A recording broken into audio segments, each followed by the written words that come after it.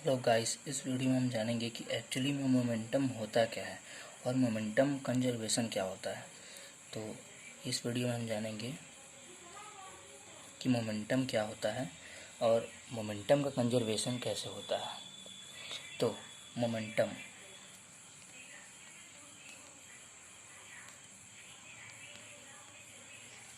आप इमेजिन कीजिए कि आपका मास मान लीजिए आप 20 किलो के हैं, या तो मान लीजिए आप 60 किलो के हैं। एक मैन है यहाँ पे जो कि आप 60 केजी के हैं, ठीक है, और आप जा रहे हैं विथ स्पीड 20 मीटर पर सेकेंड, ठीक है।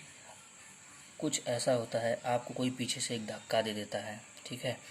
अगर कोई आपको पीछे से धक्का दे रहा है, ठीक, यहाँ से फोर्स के द्वारा आपको धक्का दिया जा रहा है, तो कुछ समय आपकी मान लीजिए मास तो नहीं चेंज होगी।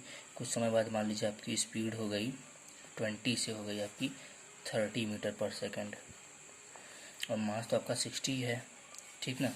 तो देखिए, किसी क्षण, किसी इंस्टेंट पे जो आपकी एक्चुअल मास और जो आपकी जो वेलोसिटी होती है, अगर आपकी वेलोसिटी कांस्टेंट है तो किसी भी क्षण आपके एक्चुअल मास और वेलोसिटी का जो वेक्टर प्रोडक्ट होता है वो आपका मोमेंटम होता है, mv। ये तो आप जानते ही होंगे। तो चेंज इन मोमेंटम क्या हुआ यहाँ पे देखिए, अगर हम इसको पॉजिटिव डायरेक्शन, अगर हम इसको पॉजिटिव डायरेक्शन मानते हैं और इसको नेगेटिव इसको पॉजिटिव, इसको ऊपर वाले को भी पॉजिटिव मानते हैं, ये एक्स में पॉजिटिव है और ये वाई में पॉजिटिव है, तो हम देखते हैं कि हमारी वेलोसिटी कितनी थी, 20 थी, 30 हो गई। मास तो वही रहेगा।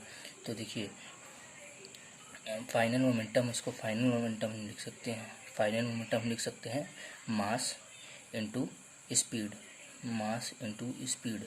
तो फाइनल मोमेंटम हम लिखेंगे, मास है हमारी 60 और स्पीड है हमारी 30। तो फाइनल मोमेंटम हम लिखेंगे 1800 और केजी मीटर पर सेकंड। इनिशियल मोमेंटम कितनी है, इनिशियल हम भाग रहे थे 20 से और हमारी मास थी 60, तो इनिशियल मोमेंटम हमारी हो जाएगी, इनिशियल मोमेंटम हो जाएगी 60 गुणे 20। इनिशियल मोमेंटम हो गई 1200। तो हमारा मोमेंटम में चेंज कितना आया, P final minus P initial. तो डेल्टा पी हम निकालेंगे यहाँ से, तो हमारा डेल्टा पी निकल के आ जाएगा 1800 माइनस 1200। डेल्टा पी निकल के कितना आया हमारा 600। यानी एक हम 20 मीटर पर सेकंड की वेलोसिटी से हम 60 केजी के हैं जो दौड़ रहे हैं, तो हमारी स्पीड हो गई, हमारी स्पीड 30 मीटर पर सेकंड हो गई और फाइनल मोमेंटम हमारा 1800 केजी मीटर पर सेकंड था और इनिशियल मोमेंटम हमारा 1200 केजी मीटर पर सेकंड था। तो उसमें चेंज कितना आया, मोमेंटम का चेंज आया 600 केजी मीटर पर सेकंड, ठीक। अब देखिए यही होता है मोमेंटम। मोमेंटम चेंज, आपको मोमेंटम में जो चेंज होता है वो भी बता दिए कैसे चेंज दिखा जाता है, ठीक। और ये मोमेंटम का फार्मूला होता है।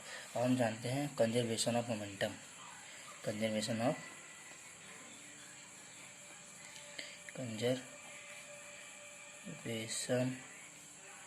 Of linear momentum. तो देखिए, न्यूटन का सेकंड लॉ आप सब जानते हैं कि चेंज इन मोमेंटम, उनके द्वारा फोर्स जो होता है वो होता है change in momentum upon change in time. So force is equal to delta P by delta T, आप लोग जानते हैं, ठीक है। तो delta P by delta T, अगर मोमेंटम में चेंज नहीं हुआ, ठीक। देखिए यहाँ पे हम यहाँ पे एज्यूम किए थे कि एफ फोर्स लगा, तब जाके हमारा मोमेंटम 1200 इनिशियल था, 1200 से 1800 हो गया। तो यहाँ पे एफ फोर्स लगने के कारण हमारा 1200 से 1800 मोमेंटम हो गया। तो हमारे मोमेंटम में चेंज कितना है, 600 न्यूटन का, ठीक। अगर हम मान लें कि हमारा ये मोमेंटम 5 सेकंड में चेंज हो गया, हमारा मोमेंटम 5 सेकंड में 1200 से आपका क्या कहते हैं कि 1800 न्यूटन हो गया। तो मोमेंटम में चेंज तो हमारा कितना है, डेल्टा पी हमारा निकला है, आपका डेल्टा पी निकला है 600, और टाइम कितना लगा था हमें, डेल्टा टी, यानी कितने समय में हमारा 600 बढ़ गया, 5 सेकंड में। तो यहाँ से हम फोर्स, इस न्यूटन के लॉ से फोर्स कैलकुलेट कर सकते हैं। फोर्स की वैल्यू हो जाती है change in momentum upon change in time. Change in momentum 600, जो कि P final minus P initial था। पी फाइनल 1800 था, पी इनिशियल 1200 था।